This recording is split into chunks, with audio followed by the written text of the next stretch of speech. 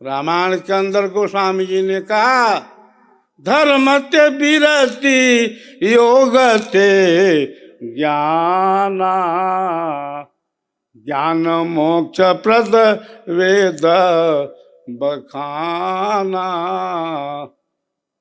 धर्म से वैराग्य होता है और योग ते ज्ञाना।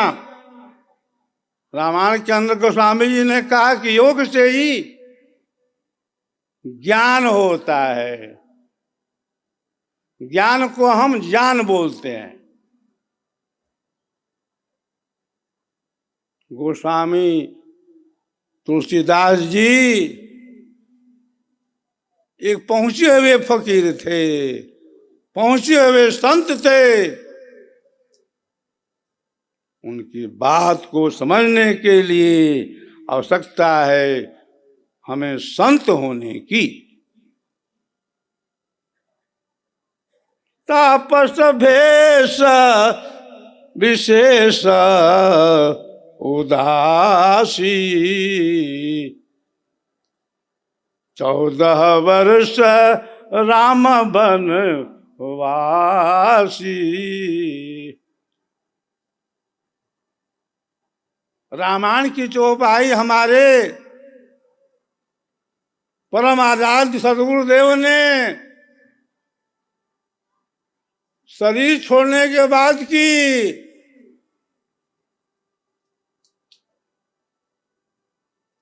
स्वामी जी का शरीर छूट चुका था। अरे नस नाड़ी सब फेल हो गई थी।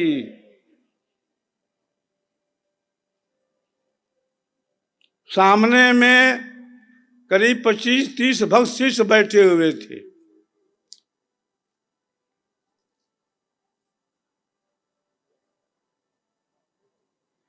भक्त शिष्यों में एक ने कहा, प्रथम आचार्य से, कि आप जाइए और स्वामी जी के कान में बोलिए कि स्वामी जी बोलिए। प्रथम आचार्य श्री गए स्वामी जी के पास। स्वामी जी का तो प्राण छूट चुका था,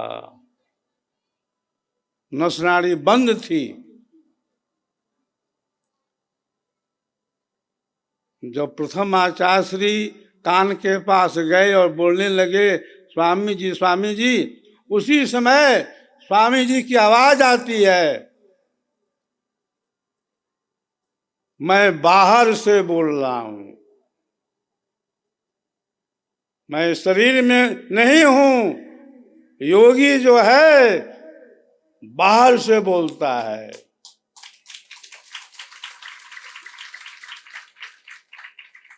सदगुरु ने कहा, मैं सबको देख रहा हूं, मुझको कोई नहीं देख रहा है। यह योग की अपार महिमा है। उसी समय हमारे सदगुरु पितर ने रामायण की चौपाई कही। बिनु पग चलहि सुनहि बिनु काना, कर बिनु कर्म करहि विधि नाना। आनन रहित सकल रस भोगी, बिनु बाणी बक्ता बड़ योगी। तन बिनु परस नयन बिन देखा, ग्रहों घ्राण बिन बास अवेसा। यही सब भांति अलौकिक करनी, महिमा जाहि जासु नहीं वरनी। सदगुरुदेव ने यह चौपाई शरीर छोड़ने के बाद आकाशवाणी से किया कि बड़ा योगी बिना पग का चलता है, बिना वाणी का बोलता है। तो रामायण के अंदर जो ज्ञान है, उस ज्ञान को हमें क्रिया रूप देना चाहिए।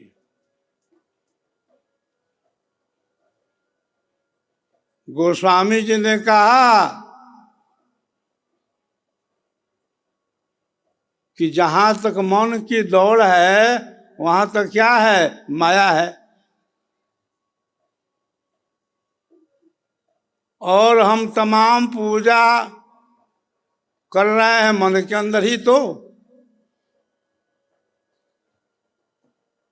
माया गुण को पार कहा गया है कि परमात्मा जो है माया गुण को पार है। तो पाठ तो हम करते हैं कि जहां तक मन की पहुंच है वहां तक माया है, लेकिन साधन करते वहीं पर हैं जहां मन माया है। सदगुरुदेव ने कहा कि मन के अंदर, प्रकृति के अंदर, इंद्रियों के अंदर पूजा है, साधना है, लेकिन भक्ति नहीं है। विहंगम योग का जो दर्शन है, विहंगम योग की जो फिलॉसफी है, वो क्या कहती है? साधन मन के साथ है, साधन मन के साथ है, तब तक भक्ति नाय।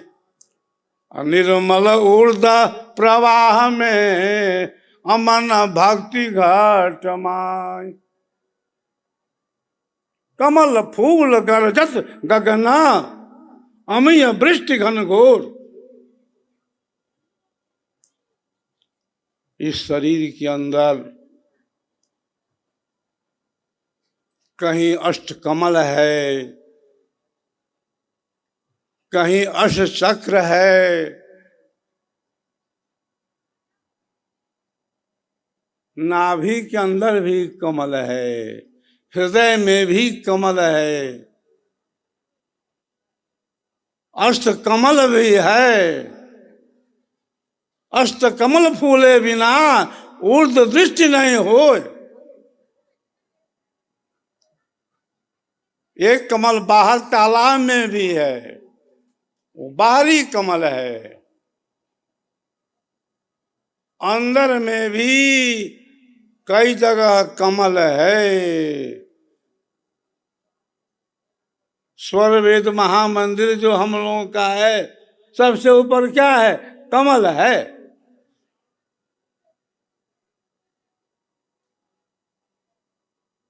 तो अष्ट कमल है, अष्टदल भी है, अष्टचक्र भी है,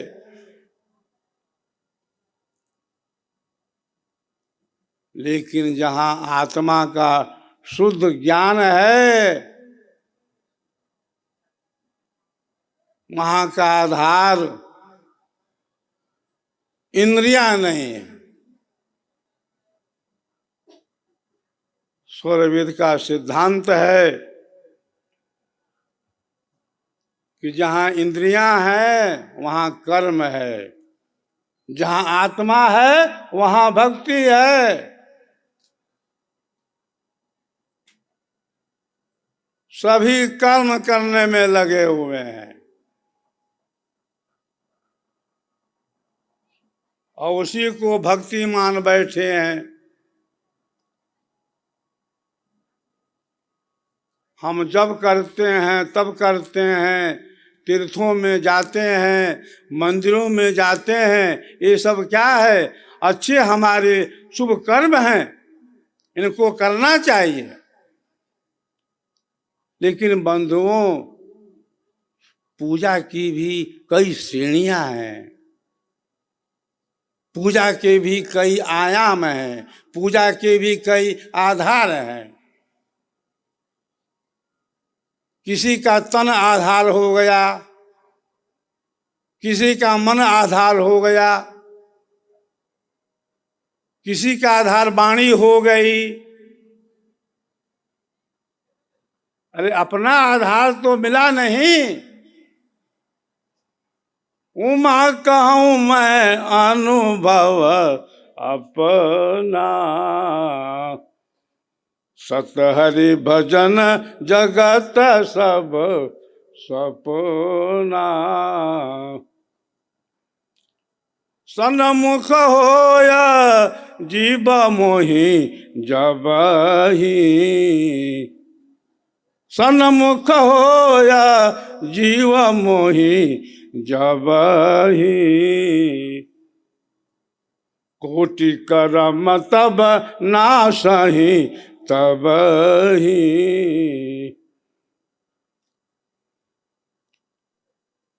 जब तक हम कर्म के बंधन में हैं, वहां पर भक्ति कहाँ है? भक्ति जो विषय है बंधुओं, शरीर का नहीं है, मन इंद्रियों का नहीं है, वह तो विषय जो है तुम्हारा है, आत्मा का है। आत्मज्ञान जब उदय भय, सुधि भई आपन देश। भेद डोरी सदगुरु दिया, गति सुष्ट मन परवेश। बिना सुष्मना साधन दंभा, भटकी रहे जग प्राकृत रंभा। जब तक सुष्मन का प्रवाह नहीं है तब तक कोई साधन नहीं है, कोई भक्ति नहीं है। सदगुरुदेव ने अपने जीवन काल में बहुतों की ब्रह्मनाड़ी खोल दी। अरे बहुतों का सुष्मन प्रवाह कर दिया। जब तक सुष्मन का प्रवाह नहीं है, जब तक ब्रह्मनाड़ी खुलती नहीं है, तब तक भक्ति मिलती नहीं है। और जब तक भक्ति मिलेगी नहीं तो मुक्ति कैसे होगी? भक्ति भगवान की बहुत बारीक है। शीश सौंपे बिनु भक्ति नाही, होय अवधूत आस तन की तजे। जियता मरई सो भक्ति पाही, नाचना कूदना ताल को बीटना। रानी वा खेल की भक्ति नाही, रैन दिन तार निर्धार लागी रहे। कहे मुनिंद्र तब भक्ति पाही। तो बंधुओं, भक्ति जो विषय है आत्मा का है। भक्ति विषय आत्मा का है, यह कहने वाला आज भूमंडल में कौन है? मेरे परम आराध्य सदगुरु हैं, जिन्होंने कहा कि आत्मा चेतन है, परमात्मा भी चेतन है। चेतन ही चेतन को प्राप्त करता है। ब्रह्म विद्या विहंगम योग के अंदर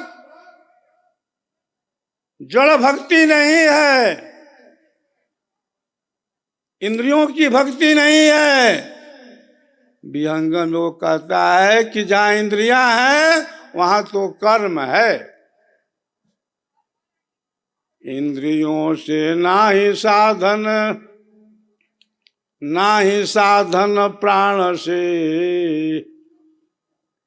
अचित्त मन से नाही साधन, नाही बुद्धि महान सी। प्रकृति का आधार तजी, स्वज्ञान से साधन चले। कहें सदा फल योग दुर्लभ, वर विहंगम सत फले। चाचरी भूचरी अगोचरी उन्मुनि खेचरी, पांचों की गम नाही, अधर तान तानिए, रेचक पूरक कुंभक के ढंग नाही। अरे पढ़े गुनय वाद करे, कब हो नहीं मानिए, श्वासा का जाप करे, झूठ सो बखानिए, अक्षर पार निरक्षर भरपूर, कहे मुनिंद्र सो सत्य कर मानिए। तो यह जो ब्रह्म विद्या है यह चेतन विज्ञान का विषय है, और इस चेतन विज्ञान के प्रदाता हमारे सद्गुरु पितर हैं, जिन्होंने सारे विश्व के सामने उद्घोष किया,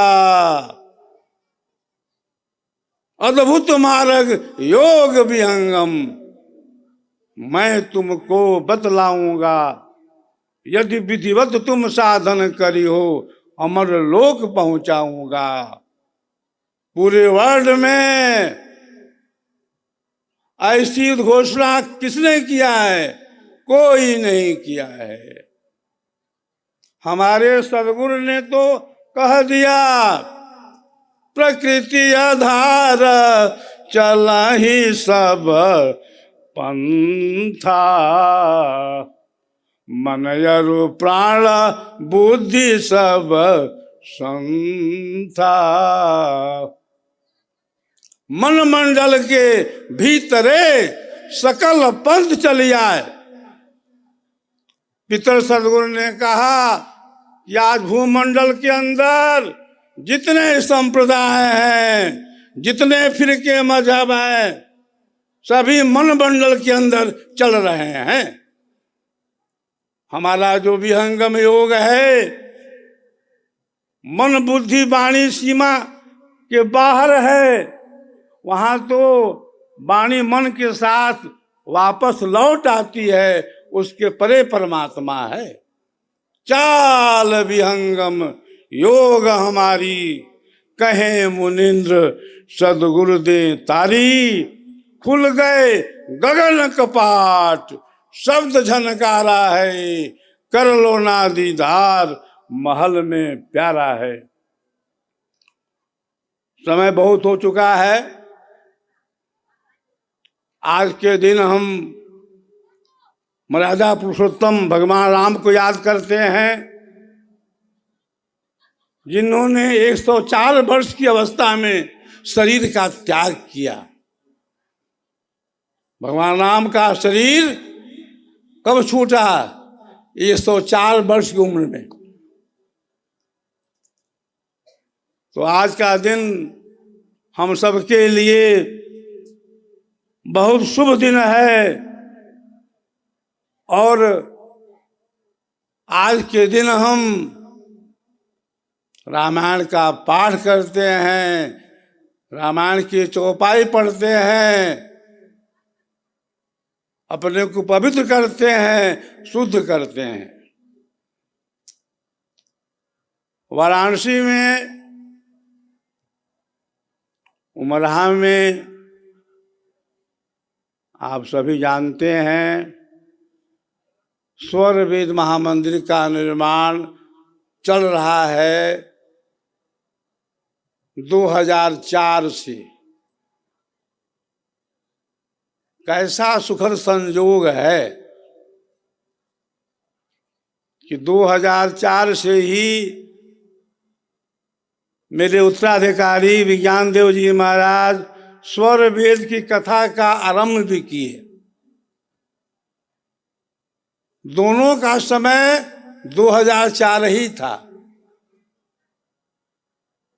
स्वर वेद महामंदिर का निर्माण कार्य आरंभ, इधर स्वर वेद कथा का भी आरंभ।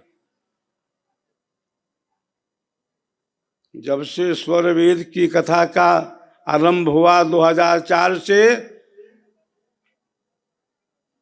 समाज में एक नई क्रांति मच गई। दिन दूना रात चौगुना प्रचार में वृद्धि होती गई। ध्यान हम लोग करते थे,